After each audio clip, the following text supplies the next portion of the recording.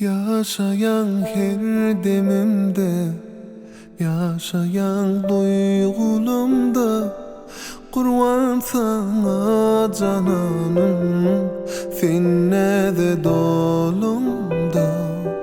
Bu sevgin cana melhem, kalbimda sendin sen. Ömrümde mane yoktur, sensiz bilsin.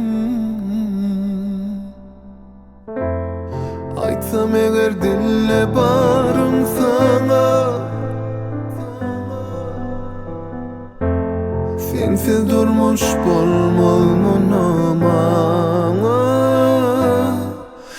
Sensiz canım sensiz, iki tenim sensiz, bilmille yalnız yaşamaz gülsüz.